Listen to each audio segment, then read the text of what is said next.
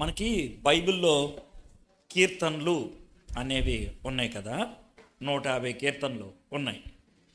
ఇవి అప్పట్లో ఉన్నటువంటి ఇశ్రాయేలీలు పాడుకునేటువంటి పాటలు. అయితే ఈ పాటలు మనం కూడా అప్పుడప్పుడు పాడేస్తూ ఉంటాం. కానీ విషయం ఏంటంటే ప్రతి పాటకి కూడా ఒక నేపథ్యం ఉంటుంది. నేపథ్యం అంటే దాన్ని ఎప్పుడు రాశారు, లేకపోతే ఏ పరిస్థితుల్లో రాశారు అనేది చాలా ప్రాముఖ్యమైనటువంటి విషయం అన్నమాట. మీకు చిన్న సంఘటన చెప్తాను. నాకు తెలిసినటువంటి ఒక ఆయన ఉన్నారు, దేవరాజ్ గారని, చాలా పెద్ద ఆయన, దగ్గర దగ్గర 80 ఏళ్ళు ఉంటాయేమో ఇప్పుడు. చాలా పాటలు రాశాడు ఆయన, చాలా పాటలు.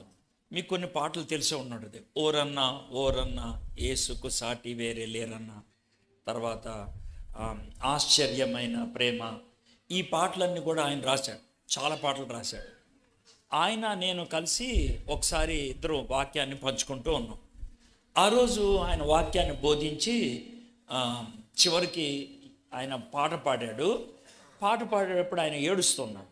అంటే కళ్ళం నీళ్ళు వచ్చాయి, బాగా దుఃఖంగా అనిపించింది. పాట పాడాడు ఆ విధంగా. అయిపోయిన తర్వాత మీ ఇద్దరం ఒకే గదిలో ఉన్నాం పడుకోవడానికి. అప్పుడు ఆయనతో అన్నయ్య, మీరు వాళ్ళ పాట బాగా పాడారు, కానీ బాగా దుఃఖంగా అనిపించింది, ఎందుకన్నా అసలు ఆ పాట ఎవరు రాశారు, మొదటిసారి వింటున్నాను ఆ పాట అని అంటే, ఆ పాట నేనే రాశాను అని అన్నాడు ఆయన. ఆ పాట ఏంటనంటే దూరం అరిగిన చిన్న తనియ. అంటే తండ్రి చిన్న కొడుకు వెళ్ళిపోయినప్పుడు ఏడుస్తూ ఉండేటువంటి ఆ భావాన్ని అంతటినీ కూడా దాంట్లో పెట్టి రాసినటువంటి పాట అన్నమాట. అవునన్న, బాగా రాశారన్న పాట, చాలా బాగుంది, మీనింగ్ఫుల్గా, అంటే అర్థవంతంగా ఉంది అని అంటే, అయ్యా ఎందుకు ఉంటుంది అర్థవంతంగా, ఉంటుందయ్యా అర్థవంతంగా అని అన్నాడు. అదేంటన్నయ్య అట్లా అంటున్నానంటే, నా చిన్న కొడుకు ఇంట్లోంచి వెళ్ళిపోయి 2 వారాలు అయిందయ్యా. వాడు ఎక్కడికి వెళ్ళాడో తెలియదు, ఎక్కడ ఉంటున్నాడో తెలియదు. వాడు గుర్తొచ్చినప్పుడు ఇది రాశాను ఈ పాట, దూరం అరిగిన చిన్నతనయ. నేను ఎందుకని ఈ మాట చెప్తున్నానంటే, అప్పట్లో ఈ పాటలు రాసేవాళ్ళు అనుభవాల్లోంచి రాశారు. అంటే ఏంటంటే వాళ్ళు బాధపడినప్పుడు కానీ, లేకపోతే ఏదైనా అనుభవించినప్పుడు కానీ, లేదా ఏదైనా దేవుడి దగ్గర నుంచి పొందినప్పుడు కానీ వాళ్ళు పాటలు రాసుకుంటూ వచ్చారు. అంతేగాని ఇప్పుడు మనం కొన్ని పాటలు చూస్తూ ఉంటాం. ఎలా అంటే కొంతమంది కూర్చొని వాళ్ళకున్నటువంటి భాష, లేకపోతే వాళ్ళకి తెలిసినటువంటి మ్యూజిక్ని బాగా ఎక్కువగా, సంగీతాన్ని బాగా ఎక్కువగా ఉపయోగించి రాసేవాళ్ళు ఉంటారు. కానీ అప్పుడు అలా కాదు, అర్థవంతంగా వాళ్ళు పాటలు పాడుతూ ఉండేవాడు. ఈరోజు ఒక కీర్తనలో ఒక చిన్న భాగాన్ని మీతో కలిసి ధ్యానం చేస్తా. ఇప్పుడు నేను చెప్పాను కదా, ప్రతి కీర్తనకి కూడా నేపథ్యం ఉంటుంది అని.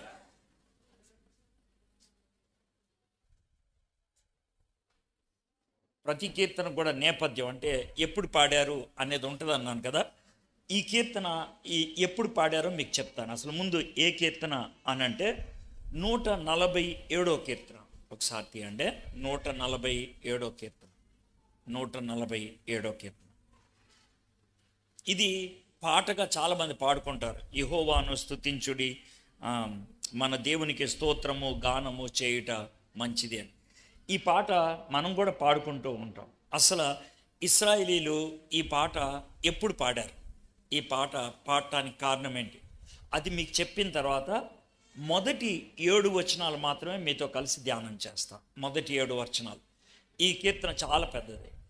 అయితే కీర్తన మొత్తం ధ్యానం చేయం మనం, కేవలం మొదటి 7 వచనాలు మాత్రం ధ్యానం చేస్తాను. అయితే ముఖ్యంగా అసలు ఎందుకు ఈ కీర్తన పాడారు అన్నదాన్ని మీతో చెప్తాను. ఇశ్రాయేలీలు బాగా పాపం చేస్తూ ఉండేవాడు. కథలాగా చెప్తాను వినండి. ఇశ్రాయేలీలు బాగా పాపం చేస్తూ ఉండేవాడు. ఎప్పుడైనా ఇశ్రాయేలీలు ఆ విధంగా పాపం చేస్తూ ఉంటే చాలాసార్లు ప్రవక్తలను పంపించాడు. ప్రవక్తలు అంటే మనకులాగా మాట్లాడి దేవుని మాటలు చెప్పేటువంటి వాళ్ళని ప్రవక్తలు అంటారు. మీకు అర్థమయ్యేటట్లు అన్నీ కూడా చిన్న చిన్న పదాలు ఉపయోగించి నేను చెప్తాను, అన్నీ బాగా మీకు అర్థం అవ్వాలి. అలాగా దేవుడు పంపించేవాడు. పంపించి, అరే మీరు జాగ్రత్త వినండి, మీరు పాపం చేస్తున్నారు,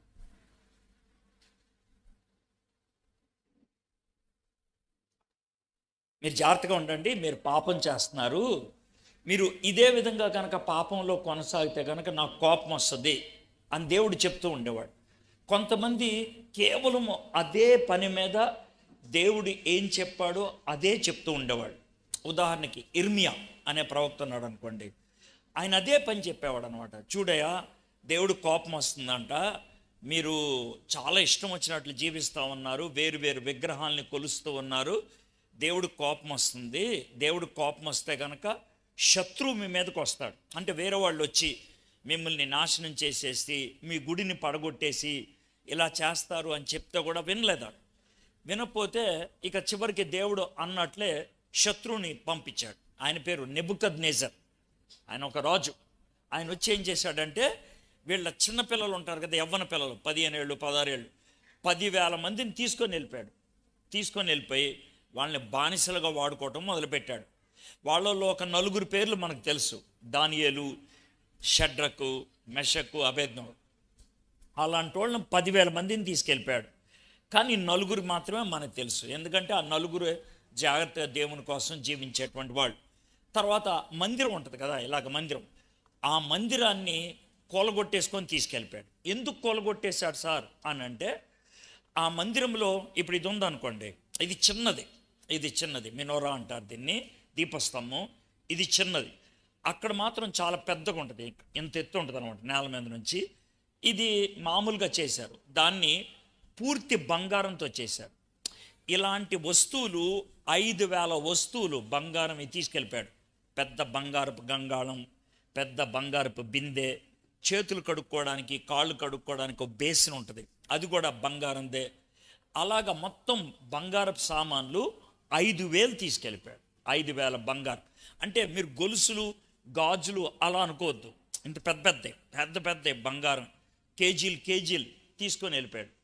ఆ తర్వాత ఆ మందిరం కట్టినటువంటి సొలొమోన్ గారు ఏం చేశారంటే, ఇప్పుడు ఈ మందిరం కట్టారు కదా, ఈ మందిరానికి ఇప్పుడు ఏయో ఆకుల్లాగా పెట్టారు, ఇక్కడేమో పెయింట్ వేశారు, అక్కడేమో సున్నం పూశారు కదా. కానీ ఆయన సొలొమోన్ గారు ఏం చేశారంటే, ఆ మందిరం కట్టిన తర్వాత బంగారాన్ని పొదిగాడు, గోడకి బంగారాన్ని పొదిగాడు, కింద నుంచి పైదాకా బంగారమే. కాబట్టి ఇప్పుడు బంగారం కావాలంటే ఏం చేయాలి, రాయి తీసుకొని దాన్ని గీకి ఆ బంగారం అంతా కూడా బకెట్లు వేసుకొని తీసుకొని వెళ్ళిపోయారు. అలా తీసుకెళ్ళిపోతే ఒక 70 సంవత్సరాలు వాళ్ళకి మందిరం లేదు.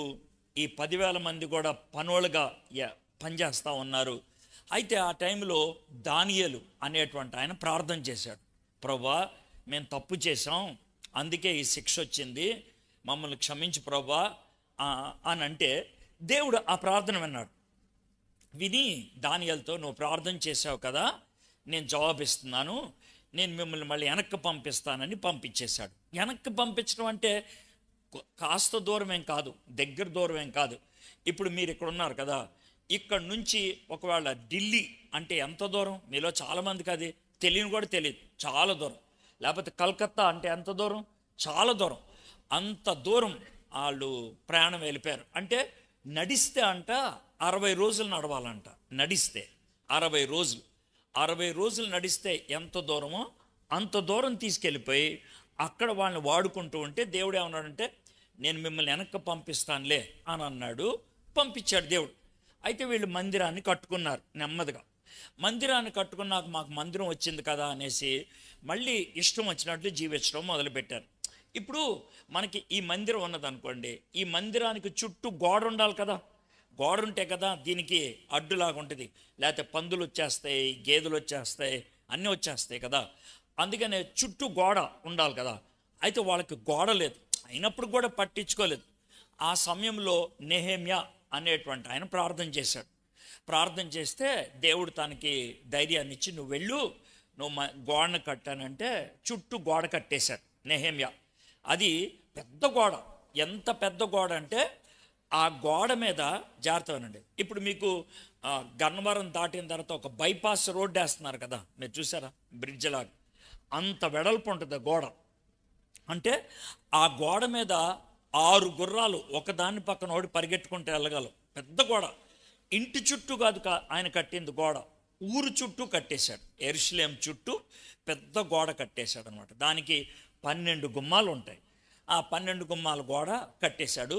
ఎంత త్వరగా కట్టేశాడంటే 47,000 మంది కొట్టడానికి పూనుకున్నారు. 47,000 మంది పూనుకుంటే 52 రోజుల్లో కట్టేశాడు.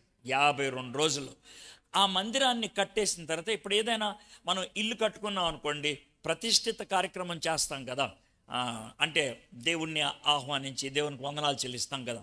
కాబట్టి ఈ మందిరం అంతా కట్టేసిన తర్వాత ఆయన ఏం చేయదలుచుకున్నాడంటే, మరి దీనికి దేవునికి వందనాలు చెల్లించాలని ఒక్కొక్క గుమ్మానికి పేరుంది. ఒక గుమ్మం పేరు నీటి గుమ్మం. ఏం గుమ్మం? ఆ నీటి గుమ్మం దగ్గర ఇప్పుడు మీకు బయట మీటింగులు జరిగినప్పుడు మైదానం ఎలా ఉందో అక్కడ కూడా ఒక మైదానం ఉంది. ఆ మైదానం దగ్గర ఏం చేశాడంటే పెద్ద స్టేజ్ వేసి, ఆ స్టేజ్ మీదకి మంచి బోధకుడు ఒక ఆయన ఉండేవాడు. ఆయన పేరు ఎజ్రా. ఆయన్ని పిలిపించి, అయ్యగారు మీరు వాక్యం చెప్పండి అని అంటే, ఆయన వాక్యం చెప్తుంటే వీళ్ళు చాలా సంవత్సరాలు వేరే దేశం వెళ్ళిపోయి ఉన్నారు కదా, వీళ్ళు భాష మర్చిపోయారు. అందుకనే తర్జుమా చేసేవాళ్ళని పెట్టారు. ఎంతమంది తెలుసా, మనకి చాలాసార్లు ఎలా ఉంటుందంటే, ఎవరైనా ఒక ఆయన ఇంగ్లీష్లో మాట్లాడితే ఇంకొకళ్ళు తెలుగులో చెప్తారు. కానీ అక్కడ అలా కాదు. ఈయన హిబ్రూ భాషలో మాట్లాడితే 12 భాషల్లోకి తర్జుమా చేశారు. అంటే ఏంటి, బాగున్నావా అని నేను తెలుగులో అంటే 12 భాషల్లో, 6 భాషల్లో ఒకేపు, 6 భాషల్లో ఒకేపు 12 మంది ఆ మాటని వారి భాషల్లో తర్జుమా చేసిన తర్వాత మళ్ళీ మాట చెప్పేవాడు అనమాట. ఆ విధంగా వాళ్ళకి దేవుని వాక్యాన్ని జ్ఞాపకం చేశాడు. జ్ఞాపకం చేస్తే, అయ్యో మేము ఇంత తప్పు చేశామా, ఇంత చెడ్డగా మేము జీవించామా, చచచా అని బాగా ఏడుస్తుంటే నెహెమ్యా గారు, ఎజ్రా గారు మళ్ళీ స్టేజ్ ఎక్కి, ఏడవద్దు, దేవుడు కనికరించాడు, దేవుడు క్షమించాడు, దేవుడు కృప చూపించాడు కదా, ఈరోజు మనం దేవునికి వందనాలు సమర్పించాలి అని ఆ టైంలో వాళ్ళని వందనాలు సమర్పించడానికి ఆయన పూనుకున్నాడు. ఏం చేశాడో మీకు చెప్తాను. ఏం చేశాడంటే, చుట్టూ గోడ ఉంటుంది అన్నాను కదా, ఈ గోడకి గుమ్మం, నీటి గుమ్మం ఉంటుంది అన్నాను కదా, ఆయన దగ్గర పాడేవాళ్ళు దగ్గర ఒక 40 మంది ఉన్నారు. పాడేవాళ్ళు అంటే ఇలాగ వాయించేవాళ్ళు, తర్వాత కంజర్ కొట్టేవాళ్ళు, డ్రమ్ము కొట్టేవాళ్ళు, ఇలా ఉంటారు కదా. వాళ్ళందరినీ సగం సగం వేరు చేశాడు. అంటే ఏంటి, ఇటేపో డ్రమ్ము కొట్టేవాడు, ఇటేపో డ్రమ్ము కొట్టేవాడు, ఇటేపు బోరోదేవాడు ఒక ఆయన, ఇటేపు బోరోదేవాడు ఒక ఆయన, ఇటేపు కంజీరు కొట్టేవాడు ఒక ఆయన, ఇటేపు కంజీరు కొట్టేవాడు. అందరినీ 2 ముక్కలు చేశాడు. 2 ముక్కలు చేసి, అరే నువ్వు ఇక్కడ గోడెక్కు అని అన్నాడు. వాళ్ళు ఇక్కడ గోడెక్కారు. అరే మీరు ఇక్కడ గోడెక్కండి అంటే ఎక్కారు. ఇద్దరు అటు ఇటు గోడెక్కిన తర్వాత వాళ్ళు గోడ మీద ఇటోళ్ళు ఇలా నడుచుకుంటూ వచ్చారు, ఇటేపోళ్ళు ఇలా నడుచుకుంటూ వచ్చారు. అంటే ఆ విధంగా నడుచుకుంటూ అవతల కలుసుకున్నారనమాట. చాలా పెద్ద గోడ అది, చాలా పెద్ద గోడ. అంటే దగ్గర 3-4 కిలోమీటర్లు ఉంటుంది. సో ఆ గోడ మీద వీళ్ళు నడుచుకుంటూ పాట పాడుకుంటూ వెళ్ళారు. ఈ పాట ఎలా ఉంటుందనంటే, మీకు బుర్రకథ తెలుసు కదా, బుర్రకథ తెలుసా? బుర్రకథలో మధ్యలో ఒక ఆయన మాట్లాడుతూ ఉంటే అటు ఇటు ఇద్దరు తందాన తాన అంటూ ఉంటారు చూసారా, అది బుర్రకథ. అదేవిధంగా వీళ్ళు ఈ పాట అలా పాడారు. అంటే ఏంటంటే, ఇటేపోళ్ళు గట్టిగా అందరు కలిసి గట్టిగా యెహోవాను స్తుతించండి, మన దేవునికి స్తోత్రము గానము చేయటం మంచిది అని వీళ్ళంటే, అవతలోళ్ళు అవును అవును అది మనోహరము, స్తోత్రము చేయట ఒప్పిదము వీళ్ళు అంటారనమాట. అంటే ఒక లైను వీళ్ళు పాడితే ఇంకొక లైను వీళ్ళు పాడతారు. మనకి ఇంకోటి కూడా ఉంటుంది, కవాలి అంటారు. కవాలీలు కూడా అంతే. ఇశ్రాయేలీలు చాలా పాటలు ఆ విధంగా పాడేవాళ్ళు. ఎర్ర సముద్రాన్ని ఇశ్రాయేల్ దాటారు కదా, అప్పుడు ఒక పాట పాడారు, యెహోవాను గానము చేయుట మంచిది అని. ఆ పాట కూడా ఇద్దరు పాడారు, ఇద్దరు గుంపులుగా. ఒక గుంపుకి నాయకుడు ఎవరంటే మోషే. ఇంకో గుంపుకి నాయకురాలుగా ఉన్నది ఎవరంటే మిరియం, మోషే గారి అక్క. సో ఈయన ఒక లైన్ పాడితే ఆవిడ ఒక లైన్ పాడుతూ ఉండేదన్నమాట. ఈ విధంగా వాళ్ళు ఒకళ్ళతో ఒకళ్ళు పాడుకుంటూ ఉంటారు. పాటలు అని అంటే మనం పాడి నేను బాగా పాడానా అనిపించుకోవడానికి కాదు, మీరు జాగ్రత్త వినండి. పాటలు ఎందుకు పాడతారంటే, ఈ పాటల ద్వారా 2 జరగాలి.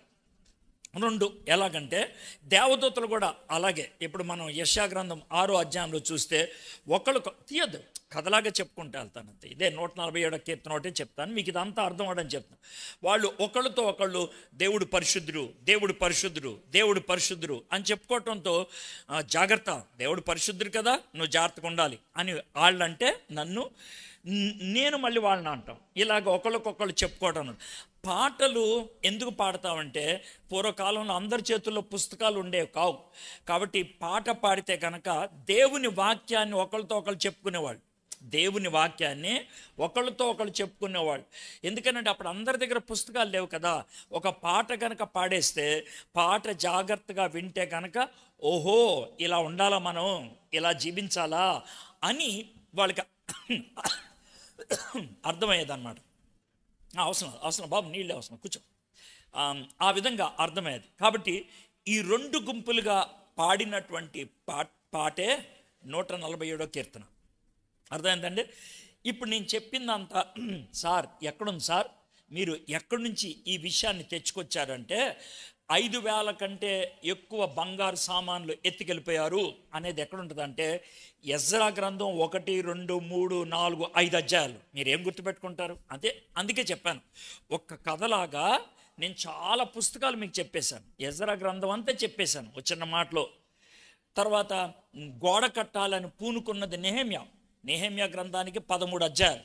ఈ 13 అధ్యాయంలో 12వ అధ్యాయంలో ఉన్న విషయం మీకు చెప్పా. 12వ అధ్యాయంలో 27వ వచనం నుంచి నెహెమ్యా ఏం చేస్తారంటే తనకున్నటువంటి పాటలు పాడేవాళ్ళు ఉంటారే వాళ్ళని 2 భాగాలుగా చేసి ఈ 2 భాగాల్ని గోడ ఎక్కించి ఆ గోడ మీద నడుచుకుంటూ వెళ్ళమంటే వాళ్ళు నడుచుకుంటూ వెళ్తూ ఉంటే అప్పుడు పాడినటువంటి పాట ఇదన్నమాట. ఓకే, నేను ఇప్పుడు దీన్ని ఎందుకు ఎంత చెప్పానంటే దగ్గర 70 సంవత్సరాలు మందిరం లేదు, కూలిపోయింది. వీళ్ళు 70 ఏళ్ళు బయటికి వెళ్ళిపోయారు. మందిరం కట్టిన తర్వాత ఇంకొక 90 సంవత్సరాలు చుట్టూ గోడ లేదు, ఆడ గోడ లేకుండానే బతికేశారు. దగ్గర 160 సంవత్సరాలు అయిపోయింది. ఈ 160 సంవత్సరాల తర్వాత మళ్ళీ చక్కగా మందిరం వచ్చింది, చుట్టూ గోడ వచ్చింది. దేవుడు ఎంత చక్కగా మనకు చేశాడని దేవునికి వందన సమర్పణ చేస్తూ, దేవునికి స్తుతిస్తూ, దేవుణ్ణి ఆరాధిస్తూ పాడినటువంటి పాటే 147వ కీర్తన. సరే, ఈ కీర్తనలో ప్రతి లైను మనం అర్థం చేసుకోవడానికి ప్రయత్నం చేద్దాం. ఓకే, నేను చదువుతాను. 147వ కీర్తన మొదటి వచనం. యెహోవాను స్తుతించుడి, మన దేవునికి స్తోత్ర గానము చేయుట మంచిది, అది మనోహరము, స్తోత్ర గానము చేయుట ఒప్పిదము. ఈ లైన్కి అర్థం ఏంటనంటే మీరు ఒకవేళ మీకు చిన్న మాట చెప్తున్నాను చూడండి. ఒకవేళ మీరు ఒక హోటల్కి వెళ్ళారు, ఒక హోటల్కి వెళ్ళి ఇడ్లీ తినొచ్చారు. మామూలు చిన్న విషయాలు చెప్తున్నా. ఇడ్లీ తినొచ్చారు, బాగుంది, అక్కడ ఇడ్లీ బాగుంది. ఒకవేళ ఎవరైనా ఈ హోటల్కి వెళ్ళొచ్చా అంటే వెళ్ళొచ్చు, బాగుంటుంది. నీకు ఎలా తెలుసు? నేను వెళ్ళొచ్చా, నేను తిన్నా, బాగుంది. ఆ తర్వాత వాళ్ళు ఇడ్లీ తినొచ్చిన తర్వాత ఏమంటారు తెలుసా? అవునవును, నువ్వు చెప్పింది కరెక్టే, బాగుంది ఇడ్లీ. ఇప్పుడు మీకు అర్థమవుతుందా? అంటే ముందు నేను అనుభవించి నీకు చెప్పా, నువ్వు వెళ్ళి అక్కడికి అవునవును బాగుంది. ఒకవేళ మనకు జబ్బు వచ్చింది అనుకోండి, జబ్బు వస్తే ఎవరి దగ్గరికి వెళ్ళాలి అనుకుంటే డాక్టర్ గారి దగ్గరికి వెళ్ళాలి కదా. మన ఊర్లో కొన్నిసార్లు 5-6 డాక్టర్లు ఉంటారు. ఎవరి దగ్గరికి వెళ్ళాలి అంటే ఎవరో ఒకళ్ళు చెప్తారు, ఏమండి ఆ డాక్టర్ గారు అయితే మంచోళ్ళు. పోయినసారి నేను వెళ్ళాను, ఒక బిళ్ళ ఇచ్చాడు, అది వేసుకోగానే తగ్గిపోయింది. ఇప్పుడు మళ్ళీ నువ్వు వెళ్తావు, వెళ్ళిన తర్వాత నువ్వు ఆ బిళ్ళ వేసుకొని తగ్గి ఏమంటావు తెలుసా? అవునవును, నువ్వు చెప్పింది కరెక్టే, ఆయన మంచి డాక్టరే. ఇప్పుడు చూడండి, ఇప్పుడు 2 ఉదాహరణలు చెప్పాను కదా, ఇప్పుడు చదువుతాను చూడండి. ఆ 2 గుంపోళ్ళు ఎలా చెప్పుకుంటున్నారు చూడండి. యెహోవాను స్తుతించుడి, మన దేవునికి స్తోత్రము గానము చేయుట మంచిది. ఇదొక లైను. యెహోవాకు మన దేవునికి స్తోత్రము గానము చేయుట మంచిది, అది మనోహరము, స్తోత్రము చేయుట ఒప్పిదము. ఒప్పిదం అంటే ఏంటి?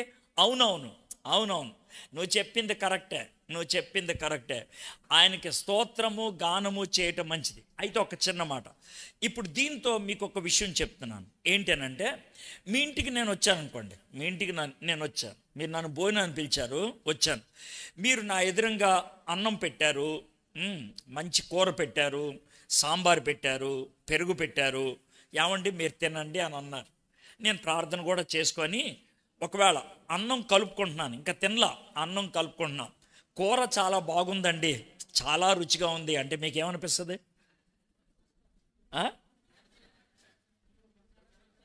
సంతోషమా? మీరు మళ్ళీ వినలేదన్నమాట. మీరు వినండి, మీరు వినండి, విని అప్పుడు నాకు జవాబు చెప్పండి. మీరు నాకు అన్నం పెట్టారు, మీరు నాకు కూర పెట్టారు, మీరు నాకు సాంబార్ పెట్టారు, పెరుగు పెట్టారు. నేను అన్నం కలుపుకుంటూనే చాలా బాగుందండి కూర అంటే మీకేమనిపిస్తుంది?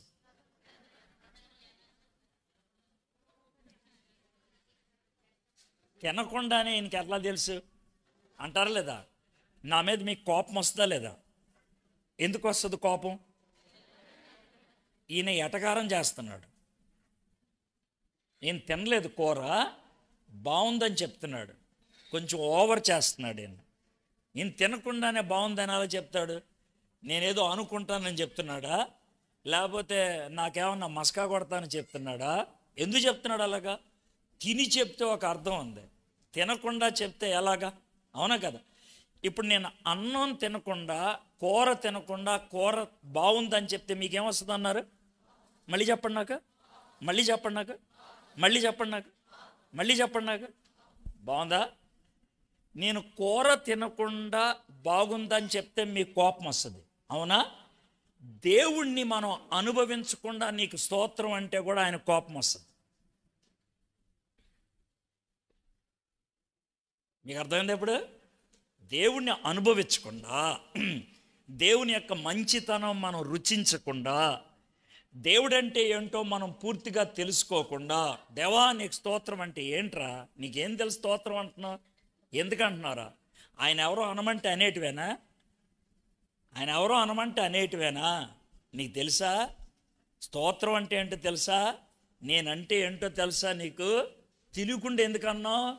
ఇప్పుడు 5 బిర్యానీ తింటున్నారు, 4 తిని బాగుందన్నారు, నువ్వు కూడా తిని బాగుందంటే ఒక అర్థం ఉంది. కానీ తినకుండానే అవునవును బాగుందంటే దాన్ని ఎటకారం అనరు? అంటారు లేదా? ఇప్పుడు ఈయన వాయిస్తున్నాడు, నేను చెవిటోడిని తెలుసు ఆయనకి, నేను చెవిటోడిని తెలుసు. ఇక్కడ వాయిస్తున్నారు, మిగిలిన 4 కూడా పాట చాలా బాగుందంటే, నేను కూడా బాగుందంటే ఆయన ఏమనుకుంటాడు? ఇప్పుడు మీకు అర్థమైందా? ఇన్ని ఉదాహరణలు చెప్పిందా? ఇప్పుడు మీరు నాకు చెప్పండి, మీరు స్తోత్రం అని ఊకే అంటూ ఉంటారే, ఎందుకు అంటున్నారు? దేవుడు కోపం వస్తుందా లేదా? కాబట్టి ఊరికినే అనొద్దు.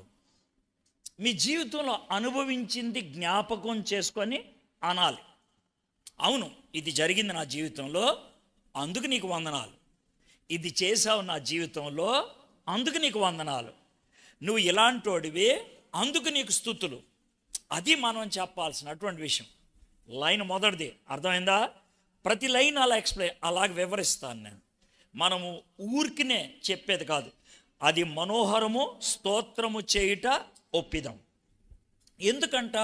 ఎందుకంట వీళ్ళు ఎందుకు దేవుని నామాన్ని స్తోత్రం చేయటం మంచిది అంటున్నారు, మనోహరం అంటున్నారు? 2వ వచనం, యెహోవాయే యెరూషలేమును కట్టువాడు, చెదిరిన ఇశ్రాయేలీయుల్ని పోగు చేయవాడు. ఇప్పుడు 2 లైన్లు. ఒక లైన్ వాళ్ళు ఏమన్నారంటే, యెహోవాయే యెరూషలేమును కట్టువాడు అని ఒకళ్ళు అంటే, ఇంకొకళ్ళు ఏమన్నారు తెలుసా? చెదిరిపోయినటువంటి ఇశ్రాయేలీయుల్ని పోగు చేయవాడు ఆయనే. ఇప్పుడు చూద్దాం ఎందుకు ఈ పాట ఈ విధంగా పాడారు అని అంటే, మీకు చెప్పాను కదా, నెబుకద్నెజరు వచ్చి ఏం చేశాడు? మందిరాన్ని కూలగొట్టేశాడు. 5,000 బంగారు సామాన్లే ఎత్తికెళ్ళిపోయాడు. బంగారాన్ని గీక్కోవడానికి మొత్తం గోళ్ళన్నీ కూడా కింద పడగొట్టేశాడు, వెళ్ళిపోయాడు. వీళ్ళని 10,000 మందిని, యవ్వన బిడ్డల్ని బానిసలుగా తీసుకెళ్ళిపోయాడు. ఎంత దూరం? 2 నెలల ప్రయాణం చేస్తే కానీ సరిపోయినంత దూరం అక్కడికి తీసుకెళ్ళిపోయాడు. 70 ఏళ్ళు అక్కడ ఉన్నారు. 70 ఏళ్ళ తర్వాత దాలి అని చెప్తే కనుక ఆయన ప్లాన్ వేసి చెప్పి, అన్న 40 లక్షలు అవుతుంది అన్నాడు. మన దగ్గర అంత లేదు డబ్బులు, 16 లక్షలు ఉన్నాయి అంతే. అయితే మొదలు పెట్టండి అన్న, దేవుడు ఇస్తాడు, మొదలు పెట్టండి. ఆడు మంచి ప్రార్థనా పరుడు, అందుకనే మొదలు పెట్టాం. అయితే మొట్టమొదట మనం ఇల్లు కట్టుకున్నప్పుడు ఏం కావాలి? నీళ్లు కావాలి. నీళ్లు కావాలంటే అక్కడ మాకు బెంగళూరులో నీళ్లు ఇక్కడలాగా దొరకవు, కాబట్టి బోర్ వేయాలి. ఆ బోర్ వాళ్ళని పిలిపించి బోర్ వేయాలి అని అన్నాడు. వాళ్ళు చుట్టుపక్కల వాళ్ళు ఏమన్నారు తెలుసా? అయ్య బాబు, ఆయనకు బోర్ వేయడానికి 1200 అడుగులు వెళ్ళాడు, ఈయన 1300 అడుగులు వెళ్ళాడు, 1500 అడుగులు వెళ్ళాడు, ఇలాగే చెప్తా ఉన్నారు. ఎందుకంటే కొండ ప్రాంతం కదా, చాలా లోతు వెళ్తే కానీ రాదు, అది పరిస్థితి, నీళ్ళు రావు. అయితే ఎంత అవుతుంది అని అంటే వాళ్ళు ఏమన్నారు తెలుసా? 2.5-3 లక్షలు కేవలం నీళ్లు కోసం రెడీగా పెట్టుకోండి అన్నాడు. అప్పుడు మనోడిని అడిగాను, అన్న నువ్వు 40 లక్షలు ఇల్లు అవుద్దన్నావు కదా, దాంట్లో ఇది ఉందా అన్న. లేదన్నా అన్నాడు. అయ్య బాబోయ్, ఇప్పుడు ఒకవేళ 3 లక్షలు కనుక నీళ్లు కేవలం బయట తీసుకురావడానికి అయితే ఇక మన 16లో 3 పోతే ఇక 13 ఉండేది. ఎలాగా అనుకొని సరే ప్రార్థన చేస్తే దేవుడు చేస్తాను అన్నట్లు హృదయంలో ధైర్యాన్ని ఇచ్చాడు. బోర్ వేయటం మొదలుపెట్టాం. అయితే 154 అడుగులకి నీళ్ళు రావటం మొదలుపెట్టాయి. 154 అడుగులకి, 157 అడుగుల దగ్గరికి వెళ్ళేప్పటికీ ఎంత ఇసురుగా నీళ్ళు వస్తున్నాయి అంటే, ఆ బోరు కొట్టే పంపు ఉంటుంది కదా, అది వెళ్ళట్లా, అంత ఇసురుగా నీళ్లు పైకి తన్నేస్తున్నాయి. అప్పుడు అతను ఏమన్నాడంటే, సార్ ఇంకా మేము వెళ్ళలేం, ఆపేస్తాం అని అన్నారు. అయితే నీళ్ళు వచ్చాయని చాలా సంతోషించి ఎంత అయింది అని అన్నా అంటే ఏమన్నాడు తెలుసా? 23,000 అయింది సార్ అన్నాడు. నేను రెడీ చేసుకుంది ఎంత? 3 లక్షలు. అతను ఎంత అడిగాడంటే 23,000. అయితే చాలా బాధతో అన్నాడు. ఎందుకంటే అతను ఏమని ప్లాన్ చేసుకున్నాడు? ఈ రోజంతా ఈ పని వేస్తాం, ఈ రోజంతా మనకు 2-2.5 లక్షలు వస్తాయి అనుకున్నాడు. ఆడికి 23,000, అంతకంటే ఎక్కువ దారి ఖర్చులు కూడా రావన్నట్లు వచ్చాయి. అయితే ఇంకా విషయం ఏంటి చెప్పమంటావా? ఇది గంటలో అయిపోయింది. ఈ గంటలో అయిపోతే మా ఇంటికి 2 ఇళ్ళు అడ్డు. ఇది మా ఇల్లు అయితే 1, 2 ఇళ్ళు దాటిన తర్వాత ఇంకొక ఆయన, సార్ మీరు ఎలాగో ఈరోజు బోర్ వేయించుకున్నారు కదా, ఈరోజు మంచి రోజు అనుకుంటా అని అతన్ని పిలిచి నువ్వు మాకు బోరే అన్నాడు. అంటే వాడు గబగబా వేశాడు. 1,260 అడుగులు వెళ్ళాడు, చుక్క నీరు రాలా. అతను 2,70,000 కట్టేసి వెళ్ళిపోయాడు. ఇప్పుడు నేను ఖచ్చితంగా చెప్పగలిగేటువంటి మాట ఏంటంటే, దేవుడు నాకు ఇల్లు కట్టించాడు, దేవుడు నాకు కట్టించాడు. అయ్యగారు కూడా చెప్తా ఉన్నాడు, ఏమండి ఈ ఇల్లు గురించి ఒక గొప్ప సాక్ష్యం. దీన్ని ఓ మిత్రుడు ప్లాన్ వేసి 80 లక్షలు అవుతుంది అన్నాడు. కానీ ఆ టైంలో దేవుడు వేరు పరిస్థితులను బట్టి 30 లక్షలకే అవగొట్టాడు. అప్పుడు మనం ఖచ్చితంగా ఏం చెప్పగలుగుతాం? ఇది దేవుడిచ్చింది, ఇది దేవుడు కట్టింది, ఇది దేవుడు నాకు అనుగ్రహించింది. వీళ్ళు కూడా అదే మాట చెప్తున్నారు. ఏమన్నా తెలుస్తున్నారంటే, యెహోవాయే యెరూషలేముని కట్టువాడు. మా వల్ల కాదు బాబు ఇంత పెద్ద మందిరం కడతాం, మా వల్ల కాదు, ఇది మా డబ్బులతో కట్టింది, లేకపోతే మా శక్తితో కట్టింది, లేకపోతే మాకున్నటువంటి తెలివితేటలతో కట్టింది అని మేము అనం. మేము కట్టాం, మేము కాదనంట్లా, మేము కూలోళ్ళం. మా మేస్త్రి ఎవరో దేవుడు, మా కాంట్రాక్టర్ ఎవరో దేవుడు, మాకు అన్నీ అనుగ్రహించింది ఎవరో దేవుడు. కాబట్టి ఆయనే కట్టాడు దీన్ని, మేము కూలోళ్ళం అంతే. ఆయన మాట చొప్పున మేము చేసేటువంటి వాళ్ళం. యెహోవాయే యెరూషలేముని కట్టువాడు. ఇంకేమన్నాడు? చెదిరిన ఇశ్రాయేలీల్ని పోగు చేయవాడు. మేము చెదిరిపోయాం. 2 నెలల ప్రయాణం చేస్తే ఎంత దూరం వెళ్ళిపోతామో అంత దూరం వెళ్ళిపోయాం. అయితే అక్కడి నుంచి మమ్మల్ని ఎవరు తెచ్చాడు? దేవుడు తెచ్చాడు. మమ్మల్ని ఇక్కడికి తీసుకొచ్చింది ఆయన, ఒకటిగా చేసింది ఆయన. కాబట్టి మేము ఈ విధంగా కట్టగలిగాం. ఇక్కడ చాలామంది భార్యాభర్తలు కూర్చున్నారు, కొంతమంది భార్యలే కూర్చున్నారు, భర్తలు లేరు, కొంతమంది భర్తలే కూర్చున్నారు, భార్యలు లేరు. అంటే మీ అందరికీ ఇళ్ళుండి ఉంటాయి, అవునా కదా? మీ ఇంట్లో ఒకే కుండలో అన్నం వండుతారు, ఒకే కుండలో కూర వండుతారు, మీరు ఒకే కంచంలో ఒకే రకమైన కంచంలో అన్నం కూడా తింటారు, బాగానే ఉంది. కానీ ఒకే ఇంట్లో ఉన్నప్పటికీ, ఒకే కుండలో అన్నం తింటున్నప్పటికీ చాలా కుటుంబాల్లో ఐక్యత ఉండదు. అంటే మీరు ఒక ఇంట్లో ఉన్నారు కానీ సఖ్యత లేదు, ఐక్యత లేదు, కొట్లాడుకుంటూ ఉంటారు. ఒకసారి ఇలా జరిగింది. కొంతమంది సండే స్కూల్ పిల్లలందరినీ కూర్చోపెట్టి ఒక ప్రశ్న అడిగారంట. ఇది మండపేట అని రాజమండ్రి దగ్గర అడిగారు, నిజంగా జరిగింది. అడిగారు, ఏమని అడిగారంటే, యేసయ్య నీ పక్కన కూర్చొని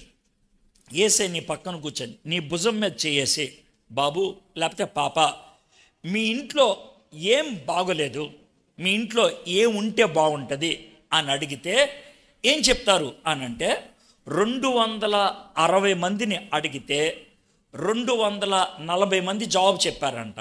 225 మంది ఒకటే జవాబు చెప్పారంట. ఒక్కొక్కరిని అడిగితే 225 మందిని ఏం జవాబు చెప్పారు తెలుసా? మీరు బహుశా వినండి, వింటే మీరు అనుకుంటారు ఇది కూడా నా పరిస్థితి అని అంటారు. ఎలా అంటే, మా అమ్మ నాన్న కొట్టుకోకుండా ఉంటే చాలు సార్, మా అమ్మ నాన్న దెబ్బలాడుకోకుండా ఉంటే చాలు సార్, మా అమ్మ నాన్న ప్రేమించుకుంటే చాలు సార్, మా అమ్మ నాన్న కలుసుంటే చాలు సార్. ఇళ్ళుంటే మనకి భోజనం ఉంటుంది, కొంతమందికి కార్లు మోటార్ సైకిళ్ళు అన్నీ ఉంటాయి, డబ్బులు కూడా ఉంటాయి, కానీ ఇంట్లో కలిసి ఉండరు.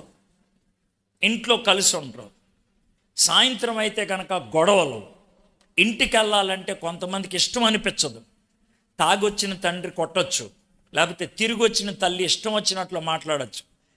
ఇది ఇంట్లో ఉన్న పరిస్థితి. అయితే ఇక్కడ ఇశ్రాయేలీలు ఏమన్నారంటే, మేము చెదిరిపోయాం, మేము అటు ఇటు వెళ్ళిపోయాం, కానీ మా దేవుడు మమ్మల్ని సమకూర్చాడు.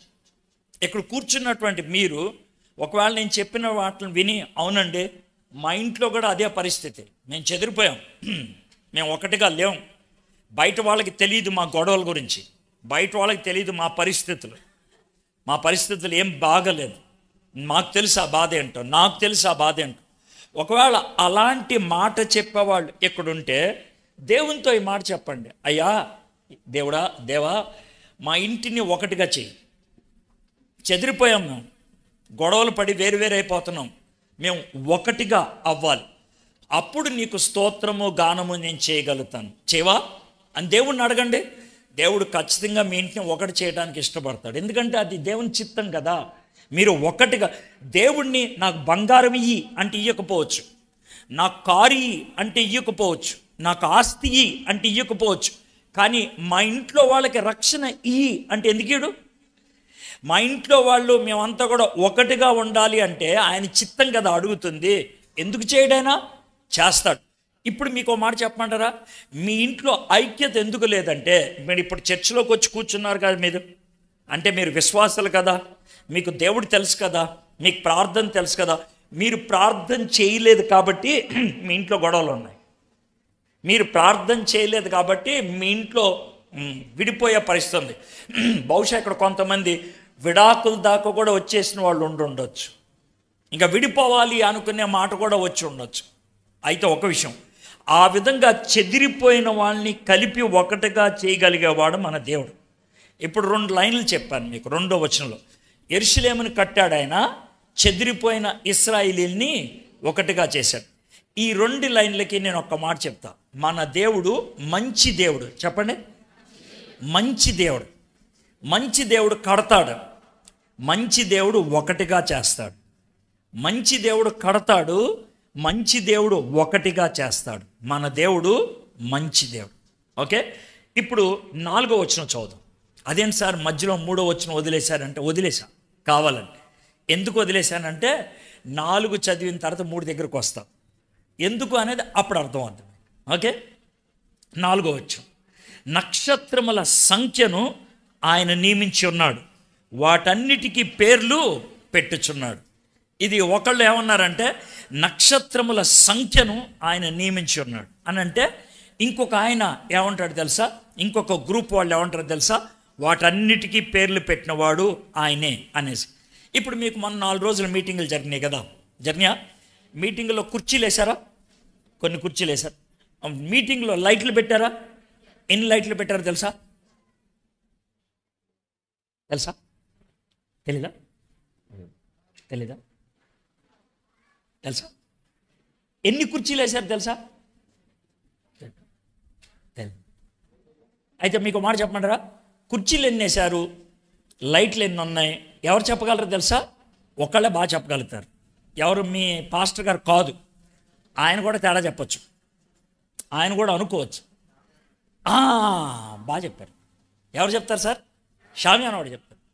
ఎవడైతే కుర్చీలు వేసాడో ఆడికి తెలిసి ఎన్ని వేసాడు. మీ పాస్టర్ గారు 500 ఇవ్వనొచ్చు, ఆడు 490 వేయచ్చు. ఈయన ఏది లెక్క పెట్టలేడుగా. ఆయన వెయ్యమన్న లెక్కను బట్టి 500 ఉన్నాయన్న అనొచ్చు, కానీ ఉండకపోవచ్చు. అరే 50 లైట్లు వేయరా అనొచ్చు, 49 వేసి ఉండొచ్చాడు. మనకు తెలియదు కదా. కరెక్ట్గా ఎన్ని లైట్లు వేసాడో అడిగే తెలుస్తుంది, ఎన్ని కుర్చీలు ఉన్నాయో అడిగే తెలుస్తుంది. అవునే కదా. ఇప్పుడు మీకు అర్థమైంది కదా ఈ ఉదాహరణ. అదేవిధంగా నక్షత్రాలు ఎన్ని ఉన్నాయిరా అంటే ఎవడు లెక్క పెడతాడు? ఎవడు లెక్క పెడతాడు? ఎవడు లెక్క పెట్టగలరా? ఎవడు లెక్క పెట్టలేడు. చాలామంది శాస్త్రవేత్తలు ఏమంటారు తెలుసా? వాళ్ళు బాగా చదువుకున్న వాళ్ళు ఏమంటారంటే సెకండ్కి, అంటే నిమిషానికి 60 సెకండ్లు కదా, సెకండ్కి ఒక నక్షత్రం లెక్క పెడితే అంట, సెకండ్కి ఒక నక్షత్రం. ఒకవేళ సెకండ్కి ఒక నక్షత్రం లెక్క పెట్టుకుంటూ వెళ్తే అన్నం తినకూడదు, బాత్రూమ్కి వెళ్ళకూడదు, నిద్రపోకూడదు. అలాగా లెక్క పెట్టుకుంటూ వెళ్తే 26,000 సంవత్సరాలు పడుతుందంట నక్షత్రాలని లెక్క పెడతాను. అన్ని నక్షత్రాలు ఉన్నాయంట. మనం బతికేదే 70 ఏళ్ళు, అందుట్లో 35 ఏళ్ళు పడుకుంటాం, సగం నిద్రపోతాం కదా. ఎవరు లెక్క పెట్టగలడు? ఎవరు లెక్క పెట్టలేడు. నక్షత్రాలని లెక్క పెట్టలేము అని అబ్రహాం గారు అన్నారు. దేవుడు బయట తీసుకొచ్చి నేను నక్షత్రాలు లెక్క పెట్టాడు, 1, 2, 3, ప్రభా నేను లెక్క పెట్టలేను ప్రభా అని అన్నాడు. అంటే నువ్వు లెక్క పెట్టలేవు, నాకు తెలుసు, నీ సంతానాన్ని అంత చేస్తానన్నాడు దేవుడు. అదేవిధంగా నక్షత్రాలని లెక్క పెట్టలేం. కానీ ఇక్కడ ఏమని రాశాడు? నక్షత్రముల సంఖ్యను ఆయన, అంటే లెక్క పెట్టడం కాదు, ఎన్ని ఉండాలి నాకు తెలుసు. నక్షత్రాలు ఎన్ని ఉండాలి. మన దేవుడు గొప్ప దేవుడు.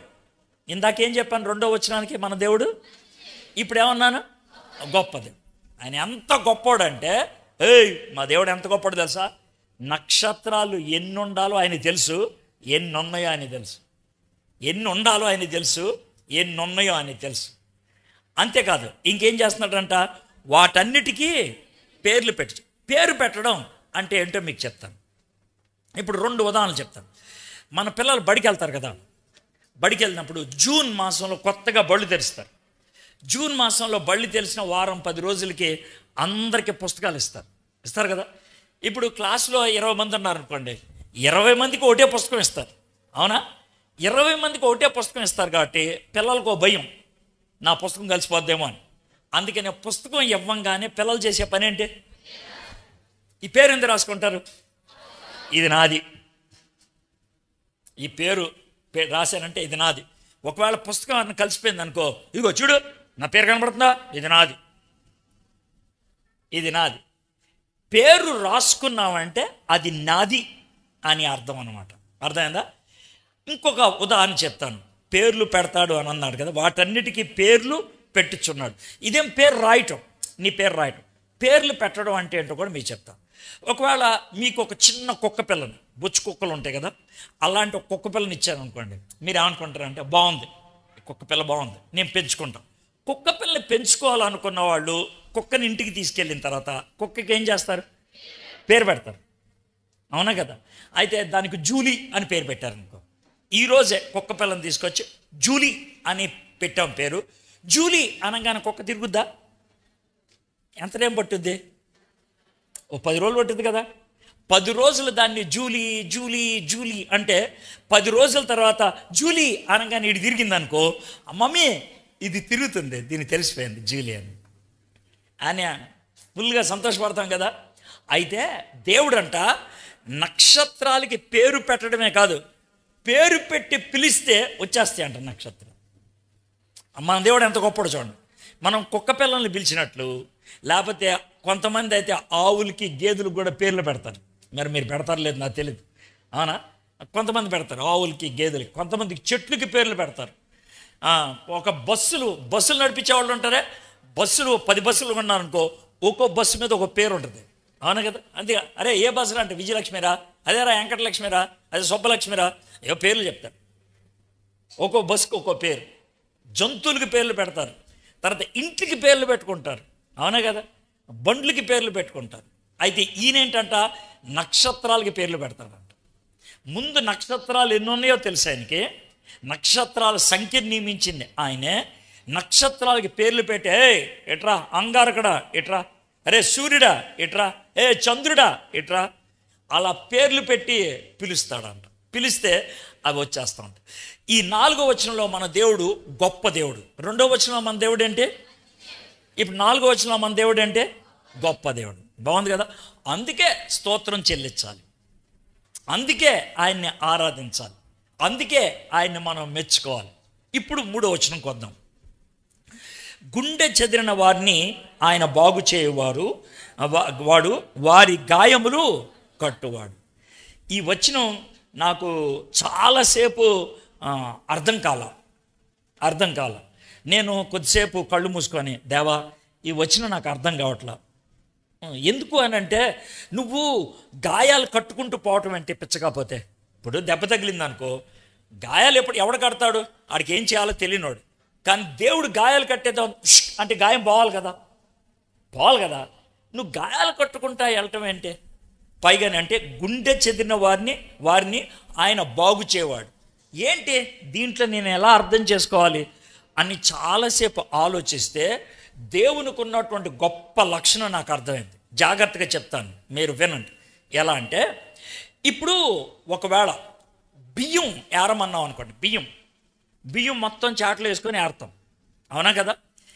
గిన్నెలు కడగమన్నాం అనుకో, ఒకేసారి అన్ని గిన్నెలు కడుతావా? ఒక్కొక్క గిన్నె కడుతావు. మీకు అర్థమైంది కదా? ఒక్కొక్క గిన్నె కడగాల్సిందే. ఒకేసారి 4-5 గిన్నెలు కడిగేవాళ్ళని ఎవరన్నా చూసావు నువ్వు? చూడాల. బియ్యం అన్నీ ఒకేసారి ఏరుతాం, కానీ గిన్నెలు మాత్రం ఒక్కొక్కటి మనం కడగాల్సిందే. ఇంకో ఉదాహరణ చెప్తాను. ఎలా అంటే, నాకు లెక్కలు బాగొచ్చు. ఒకవేళ ఈ పాప వాళ్ళు ఎవరిని వచ్చి, సార్ నాకు లెక్కలు చెప్పరా అని అన్నారు. రామ్మ కూసో, నీకు లెక్కలు చెప్తా ఉన్నా. ఈమె ఫ్రెండ్ ఎవరో చూసి, ఏమండి నాకు కూడా చెప్పండి అంటే, నువ్వు కూడా కూర్చో అంట. ఇంకొద్దిసేపట్లో ఎవరిని వచ్చి, ఏమండి నాకు కూడా చెప్పండి అంటే కూర్చుంటా. అలాగ లెక్కలు ఒకేసారి 50 మందికి చెప్పగలనా? చెప్పేయచ్చు. 100 మందికి చెప్పగలనా? చెప్పేయచ్చు. 1000 మందికి చెప్పగలనా? చెప్పేయచ్చు. లెక్కలు ఎంతమందికైనా ఒకేసారి చెప్పేయచ్చు. ఎందుకంటే నేను బోధకుడిని, నేను బోధించేవాడిని. అయితే నేను డాక్టర్ గారిని ఎవరన్నా వచ్చి, ఏమండి నాకు కడుపు నొప్పిగా ఉందంటే, అవునమ్మా నిన్ను పరీక్షిస్తా అని చెప్పినప్పుడు, ఏమండి నాకు కూడా కడుపు నొప్పి ఉంది, ఆ పక్కనే నన్ను కూడా పడుకుంటానంటే కుదురుద్దా?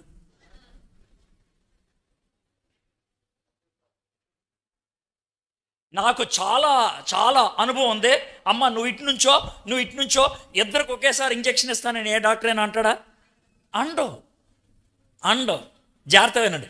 వైద్యుడు ఎంత అనుభవం కలిగినోడైనా, ఎంత పోటుగాడైనా, ఎంత పెద్దోడైనా ఒక్కొక్కళ్ళనే చూడాలి. ఇద్దరు చూడగలరా? చూడలేడు. ఒక్కొక్కళ్ళనే. ఇప్పుడు గుండె చెదిరిన వాళ్ళు 10 మంది వచ్చాను కదా, గుండె చెదిరిన వాళ్ళంతా ఈ పక్కన కూర్చోండి, నేను ఒకసారి బాగు చేస్తానంటాడు దేవుడు? అండో. ఒక్కొక్కళ్ళని బాగు చేస్తాడండి. మీకు అర్థమవుతుందా? ఇంత మంచి దేవుడు, ఇంత గొప్ప దేవుడు నీ పక్కన కూర్చొని నిన్ను బాగు చేయడానికి ఇష్టపడుతున్నాడంటే ఎంత కృప కలిగిన వాడు. మీరు ఆలోచించుకోండి, ఎంత కృపగా. అందుకనే ఇది చివరి చెప్పడానికి నేను ఇష్టపడుతున్నాను. ఏమంటే గుండె చెదిరిన వారిని ఆయన బాగు చేయవాడు. రెండోది, వారి గాయములు కట్టువాడు.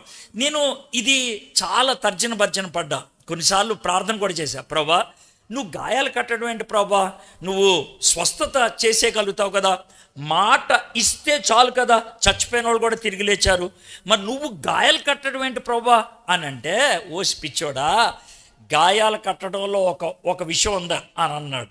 నాకు మనసులో తలంపించాడు. ఏమన్నా తెలుసా? ఒకవేళ ఎవరైనా గాయంతో వచ్చారనుకో, ఇలా అన్నానుకో, గాయం పోయిందనుకో, నా మొహం కూడా చూడకుండా వెళ్ళిపోతారు వాళ్ళు. మీలో చాలామంది ఆ టైప్. మీ పాస్టర్ గారి దగ్గరికి జబ్బుంటే, సమస్య ఉంటే వచ్చి చెప్పుకుంటారు. కొన్నిసార్లు తీరిన తర్వాత ఏమండి తీరిందని కూడా చెప్పరు. ఒకసారి నాకు అలాంటి చాలాసార్లు ఉంది. ఈ మధ్యనే జరిగినటువంటి ఒక అనుభవం ఏంటంటే, ఒక ఆవిడ కలిసి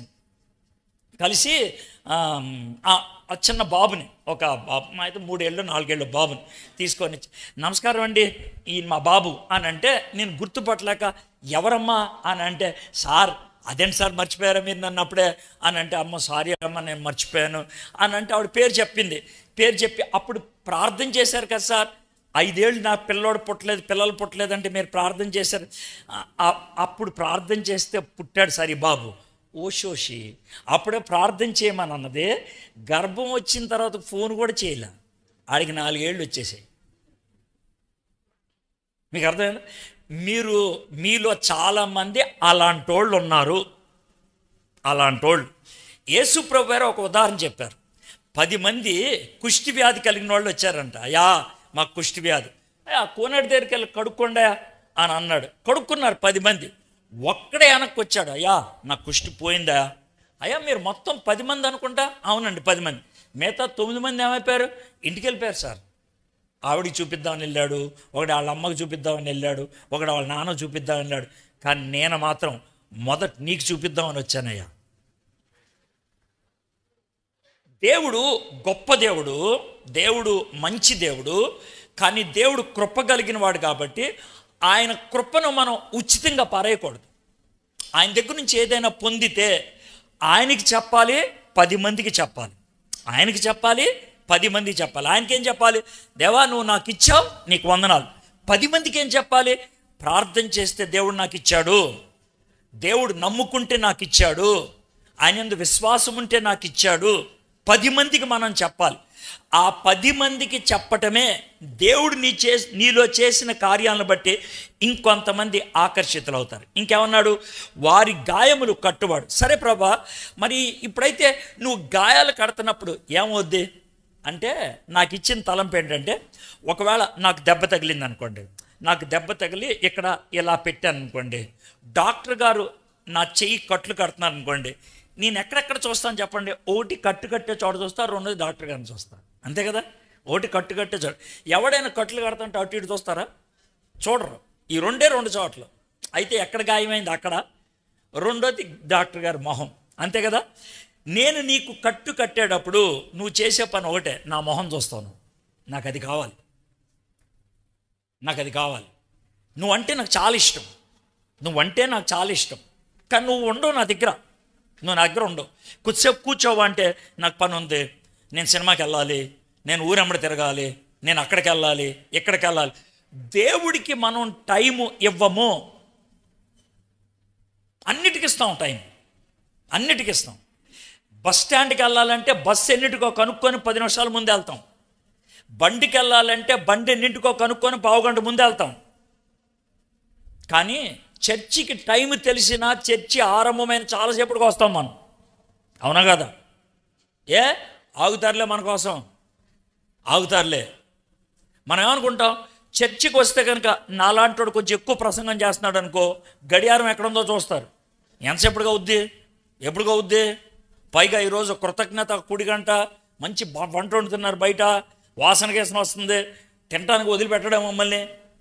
దేవుడికి టైం ఇవ్వం మనం, దేవుడికి టైం ఇవ్వం. ఒకవేళ కొంచెం ఇలా నెమ్మదిగా ఎక్కువసేపు మాట్లాడుతున్నాం అనుకోండి, నిద్రపోతారు కొంతమంది.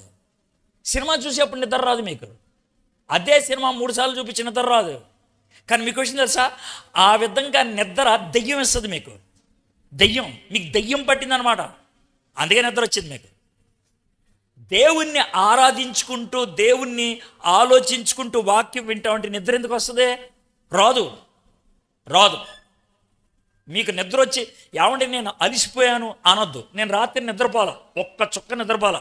మీ సార్ నన్ను కలవడానికి పొద్దున్న 6ంటికి వచ్చాడు, లేచి కూర్చొని పని చేసుకుంటున్నాను చూసావా, నేను నిద్రపోలా.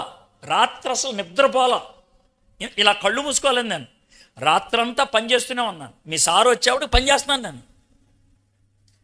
6ంటికి 7 దాకా ఇంకా వేరు వాళ్ళతో మాట్లాడి లెక్కలు సెటిల్ చేసి స్నానం చేసి వచ్చా.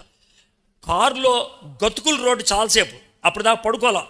గతుకుల రోడ్డు మీద నుంచి మెయిన్ రోడ్ మీదకి వచ్చిన తర్వాత మా అయితే 1/2 గంట 20 నిమిషాలు పడుకున్నాను, అంతే కదా? అది నేను ప్రసంగం చేస్తానికి వెళ్తానంటే నేను పడుకుంటా కొద్దిసేపు అన్నా, ఈయన చాలా తెలియగలడు, నువ్వు పడుకో నా ప్రసంగం అయిన తర్వాత పైకి వస్తానన్నాడు.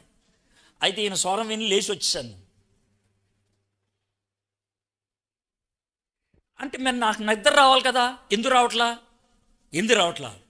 దేవుడు అంటే ఆసక్తి ఉంటే నిద్ర రాదు. ఆ విషయం గుర్తుపెట్టుకోండి.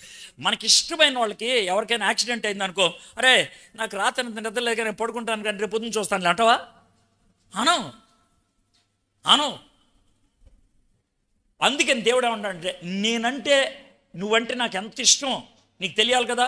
చూడు, ప్రపంచంలో అందరిని వదిలేసి నీ ఒక్క గాయాన్ని నేను కడుతున్నాను. నేను నీకు తగిలిన ఈ చిన్న గాయాన్ని నేను కడుతున్నాను. నేను ఎంత నువ్వంటే ఇష్టపడుతున్నాను ఆలోచించుకో. మన దేవుడు మంచి దేవుడు, మన దేవుడు గొప్ప దేవుడు, మన దేవుడు కృప కలిగిన వాడు. అర్థమైందా? 3 లక్షణాలు. ఇప్పుడు 5వ వచనం, మన ప్రభు గొప్పవాడు, ఆయన అధిక శక్తి గలవాడు, ఆయన జ్ఞానమునకు మితి లేదు. ఆయన జ్ఞానం మితి లేదంటే నక్షత్రాలన్నిటిని పేరు పెట్టి పిలిచేవాడు, అంత జ్ఞానం ఉన్నది. ఆయన శక్తి కలిగిన వాడు, ఎక్కడో 2 నెలల దూరంలో ఉన్నటువంటి మమ్మల్ని సమకూర్చినటువంటి వాడు. ఆయన గొప్పోడు, మాకు యెరూషలేము కట్టు పెట్టాడని. ఆయన గొప్పోడు కాబట్టి ఆయనకు స్తోత్రము గానము చేయట మంచిది. ఎందుకు ఆరాధించాలి దేవుణ్ణి? ఎందుకు స్తుతించాలి? బాగుంది, ఏం బాగుందిరా? అదిలే బాగుంది. ఏం బాగుంది? ఇడ్లీ బాగుంది. ఏం బాగుంది? సాంబార్ బాగుంది. ఏం బాగుంది? చట్నీ బాగుంది. కొన్నిసార్లు ఎందుకు బాగుంది? ఇది తింటా ఉంటే బాగా అనిపిస్తుంది, బాగుంది. ఎందుకు బాగుంది? ఏం బాగుంది చెప్పకుండా బాగుంది అంటే చిరాకు వస్తుంది ఎవరికైనా సరే. దేవుడు కూడా అంతే. ప్రభా నువ్వు బాగుంది, ఏం బాగుంది? ఏం బాగుంది చెప్పు. ఎందుకు బాగుంది? ఎందుకు బాగుంది అనిపిస్తుంది, చెప్పాలా. ఇది కారణం, దీనికి నిన్ను స్తుతిస్తున్నాను, దీనికి నిన్ను ఆరాధిస్తున్నాను, దీనికి నిన్ను మహిమపరుస్తున్నాను. దేవుడికి మనం ఖచ్చితంగా చెప్పగలిగి ఉండాలి. మన ప్రభు గొప్పవాడు, ఆయన అధిక శక్తి గలవాడు, ఆయన జ్ఞానమునకు మితి లేదు. 6వ వచనం, యెహోవా దీనులను లేవనెత్తువాడు, భక్తిహీనులను ఆయన నేలను కూల్చును. ఈ 2 లైన్లు చెప్పి నేను ముగిస్తాను. యెహోవా దీనులను లేవనెత్తువాడు. దీనుడు అంటే ఎవరు? మనకి ప్రపంచంలో 3 రకాలు ఉంటాయి. 3 రకాల మనుషులు. ఎవరెవరంటే ధన్యులు, దీనులు, దరిద్రులు. ముగ్గురు ఎవరు చెప్తాను? ధన్యులు, దీనులు, దరిద్రులు. ముగ్గురు ఎవరో చెప్తాను. ధన్యులు అంటే ఎవరంటే మీకు అర్థం అవడానికి, వర్షం వస్తున్నప్పుడు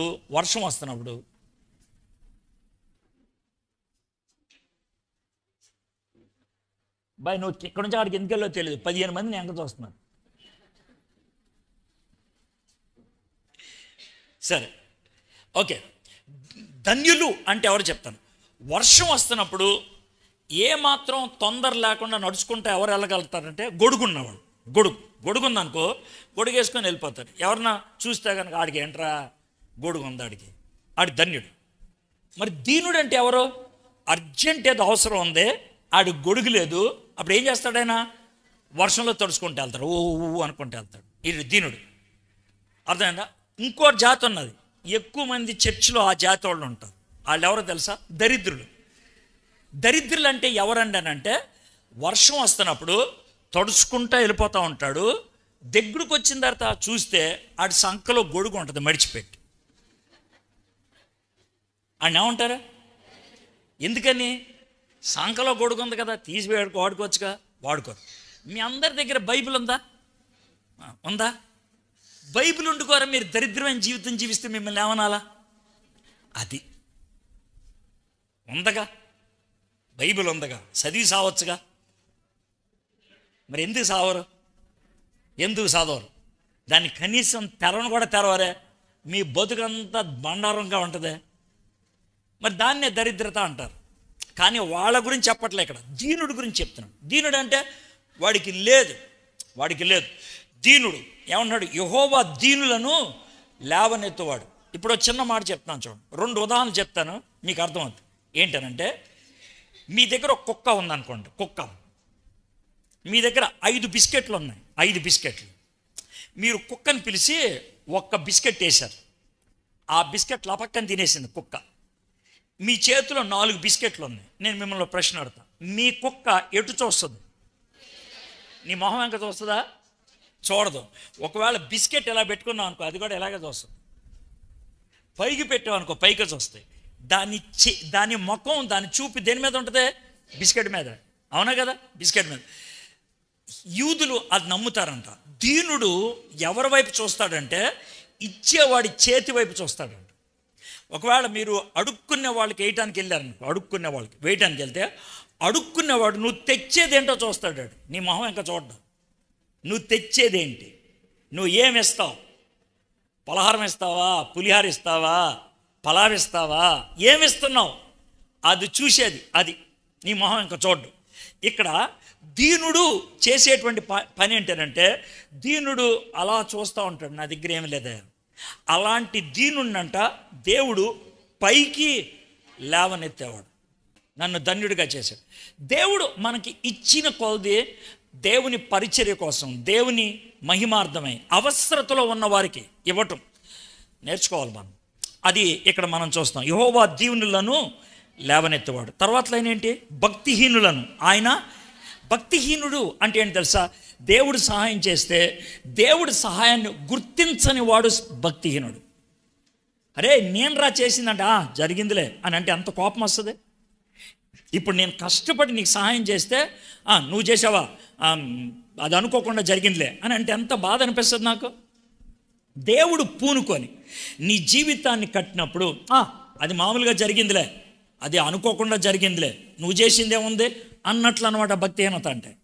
దేవుడికి ఎంత కోపం వస్తుందో చూడు. దేవుడు మీ జీవితంలో చేసి మర్చిపోయారా? దేవుడు మిమ్మల్ని ఇప్పటిదాకా బ్రతికుంచాడు, మర్చిపోయారా? కరోనా టైంలో కొంతమంది మీలో జబ్బొచ్చి చచ్చిపోయే పరిస్థితి దాకెళ్ళి వెనక్కి వచ్చిన వాళ్ళు ఉన్నారు, మర్చిపోయారా? ప్రసవ టైంలో డాక్టర్ గారు కష్టం అండి అని చెప్పారు, కానీ మీరు ఇప్పుడు ఇంకా బతికం అన్నారు, మర్చిపోయారా? మీరు బ్రతుకున్నారంటే దేవుని కృప. ఇప్పుడు దాకా మీరు భోజనం చేయగలుగుతున్నారంటే దేవుని మంచితనం. మీరు ఇలాంటి మందిరంలోకి వచ్చి కూర్చొని దేవుణ్ణి ఆరాధించగలుగుతారంటే దేవుని యొక్క కృప. దీనులను పైకి లేవనెత్తడం అంటే ఇదే. అలాంటి మనము భక్తిహీనం అయిపోతామా? దేవుణ్ణి గుర్తించకుండా ఇష్టం వచ్చినట్లు వెళ్ళిపోయేవాళ్ళం అవుతామా? ఒకవేళ అలాంటి పరిస్థితుల్లోకి వెళ్తున్నట్లయితే మన జీవితాన్ని సరిచేసుకోవాలి. ఈరోజు ఈ మందిరం ప్రతిష్ఠించిన దినమో మరేదో కృతజ్ఞత దినంగా పెట్టుకున్నారు. దేవునికి మనం ఈ మందిరాన్ని బట్టి స్తుతులు చెల్లించాలి, సేవకులను బట్టి స్తుతులు చెల్లించాలి. దేవుడు నిన్ను ఈ మందిరంలో తీసుకొచ్చినందుకు స్తుతులు చెల్లించాలి. నువ్వు వాక్యం వినేటట్లు దేవుడు సహాయం చేశాడు, స్తుతులు చెల్లించాలి. చెప్పండి, ఆ మాట చెప్పి ప్రభా నీకు స్తోత్రం, ఆ మాట చెప్పి నువ్వు ఈ పని చేసావు, మంచి దేవుడు అని. 7 వచనాలే మనం చూసాం, కానీ 7 వచనాలు అర్థమవుతున్నాయా లేదు మీకు? చాలా స్పష్టంగా అర్థమైంది కదా. కృతజ్ఞత 7వ వచనం చదివి ముగిస్తాను. కృతజ్ఞతా స్తుతులతో యెహోవాను కీర్తించుడి, సితారతో మన దేవుణ్ణి కీర్తించుడి. ఎప్పుడైతే సంతోషం కలుగుద్దో, మామూలుగా సంతోషం అయితే స్తోత్రం అంటాం, బాగా సంతోషం అయితే చప్పట్లు కొడతాం, ఇంకా సంతోషమైతే కనుక గంతులేస్తాం. అందుకని ఇక్కడ ఉపయోగించాను, వాయిద్యాలు ఉపయోగించాను సంతోషాన్ని వ్యక్తం చేయడానికి. అది ముఖ్యం. ఏదో నాకు సంగీతం వచ్చి కదా అని వాయించడం కాదు, మంచిదే, సంగీతం నేర్చుకోవాలి, వాయించాలి, కానీ సంగీతాన్ని ప్రదర్శించడానికి కాదు, సంతోషాన్ని ప్రదర్శించడానికి. అది మనం చేయగలిగితే దేవుడు అట్టి ఆరాధనని ఇష్టపడతాడు, దేవుడు అట్టి స్తుతి యాగాన్ని దేవుడు ఇష్టపడతాడు. సరే, ప్రార్థన చేసుకుందామా? తలంచండి, కళ్ళు మూసుకోండి. మా దేవా, మా ప్రభువా, మీకు వందనాలు, స్తుతులు, స్తోత్రాలు చెల్లిస్తున్నాం. నాయన, ఈరోజు టెంపలి అనేటువంటి ఈ గ్రామానికి రావడానికి మీరు కృప చూపించారు. ఈ గ్రామానికి రావటం ఇదే మొదటిసారి ప్రభా. 147వ కీర్తనలో కొన్ని వచనాలు, 7 వచనాలు చూడటానికి మీరు కృప చూపించారు. ప్రతి వచనాన్ని మేము అర్థం చేసుకోవడానికి మీరు సహాయం చేశారు. మీకు వందనాలు ప్రభువా, మీకు స్తుతులు చెల్లిస్తున్నాం. అనుభవించకుండా ఆరాధించకూడదు, నీ మంచితనాన్ని మేము అనుభవించాలి ప్రభు.